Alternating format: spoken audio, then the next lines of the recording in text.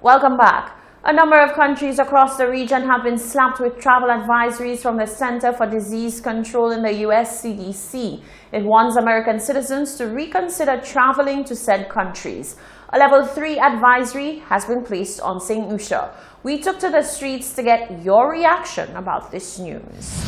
Despite fierce opposition from concerned citizens and advocacy groups, the St. Lucian government on the 4th of June 2020 opened its borders to citizens of the United States, which is currently the epicenter for COVID-19. Skip to Friday, August 7th, and the CDC issued a level 3 travel advisory warning American citizens to reconsider traveling to St. Lucia. So we asked the members of the public, is this a case of something well-deserved for not paying attention to the concerns of the people, or is it a case of insult added to injury?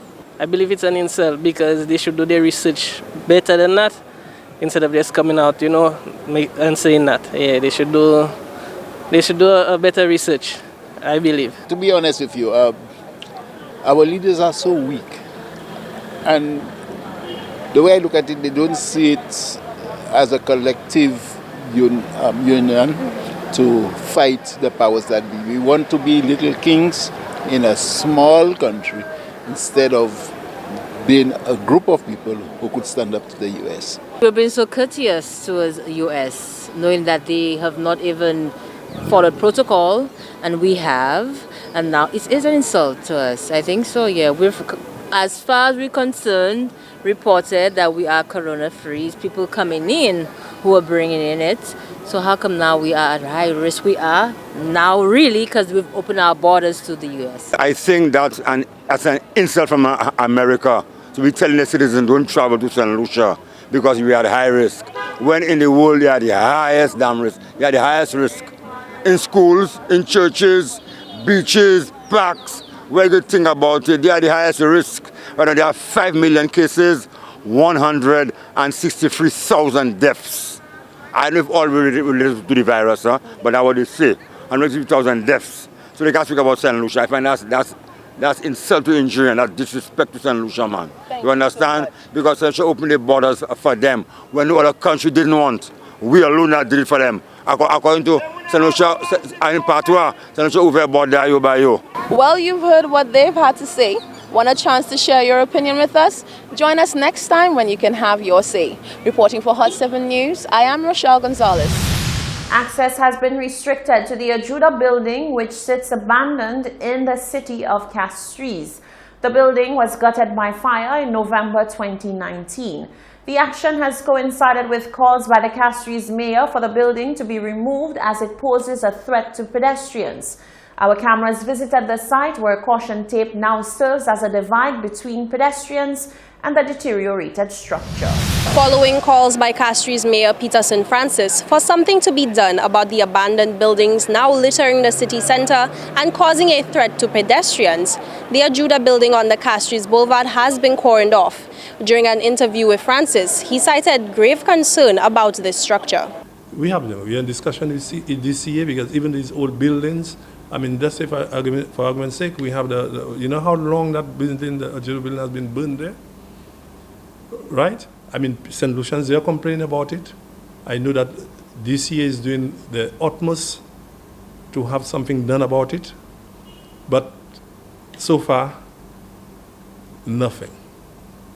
The owners of the building, I don't know, they're waiting for insurance reports, whatever. I had to contact the fire service. They say they already do what they have to do. It is unclear at this time whether this action was taken by the property's owners or by the Development Control Authority. However, what we do know is that the building has been completely blocked off from public access with all entry points cordoned off, including the sidewalk surrounding the facility.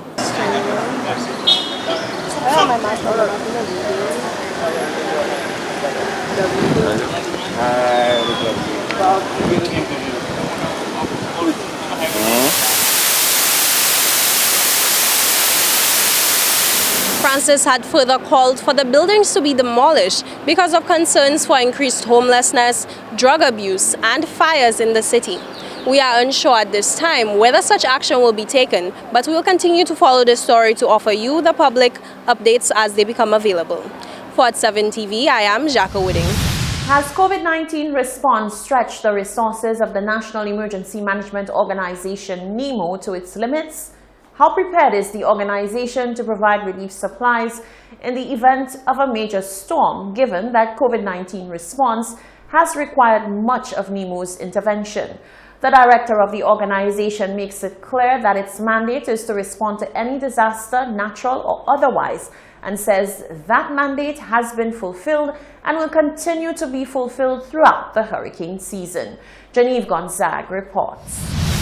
During the early stages of COVID-19, the National Emergency Management Organization, NEMO, distributed over 10,000 relief packages to people in need, as well as supplied bulk deliveries to homes for the elderly and the children.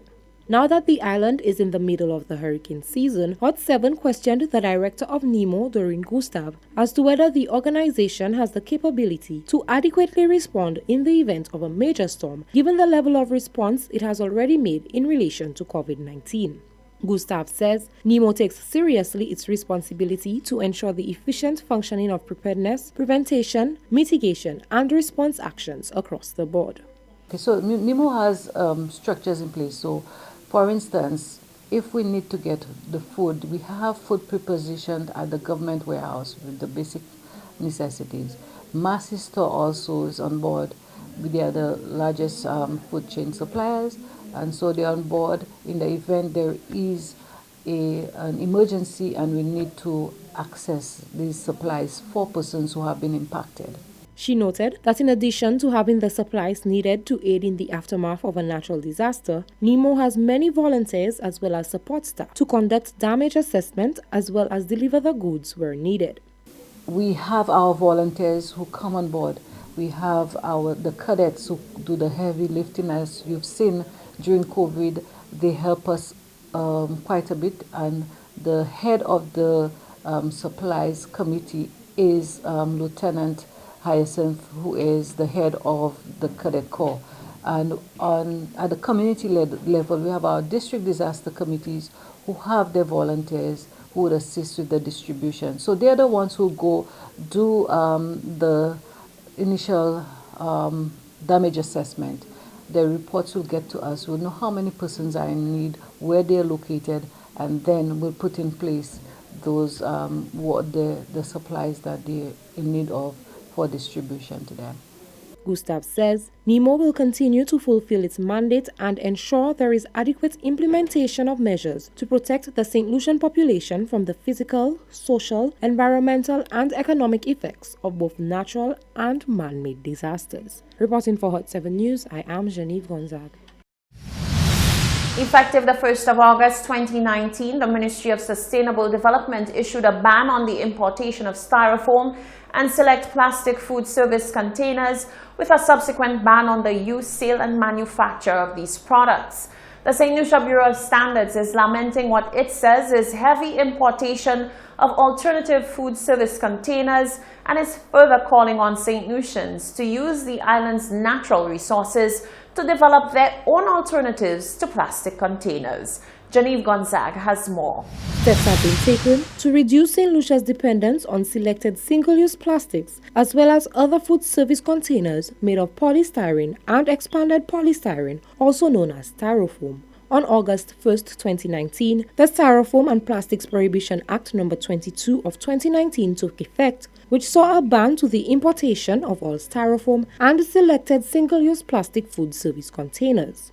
The head of the Compliance Department of the St. Lucia Bureau of Standards, Hubert Reynolds, is urging the public to follow the procedure set for importing alternative food service containers to the island. With the implementation of the upcoming ban on styrofoam, we have had an influx of people who want to bring in alternative packaging, and they are bringing test results for the material that is being used for us to vet. And we would like to encourage people to do that before they actually import the consignment, because the process may take up to 5 days, and you want to avoid a situation where you have a container at the port and then you're waiting for us to vet it so you could benefit from the concession. So folks who are who are looking at importing alternative packaging material, you're encouraged to bring information about the product to the Bureau so we could assess it. Reynolds says the majority of the alternative products is being imported from foreign territories and says St. Lucians need to make a more concerted effort to design and or produce products using the country's natural resources. Surprisingly, most of the products we have seen coming in are products that are manufactured in Asia. So we have not seen anyone locally who have come up with a product that they want to assess. But it's something that we will obviously encourage. All information as to what would qualify as a proper and safe food service container can be found on the St. Lucia Bureau of Standards official pages. Reporting for Hot 7 News, I am Genevieve Gonzague. The retail price of gasoline and diesel per gallon, LPG 20, 22 and 100-pound cylinders has been changed. The retail price of diesel and kerosene remain unchanged. The price changes took effect Monday, the 10th of August. Gasoline increased from $11.95 to $12.13 per gallon. Kerosene remains unchanged at $7.15 per gallon. Diesel increased from $10.68 to $10.69 per gallon.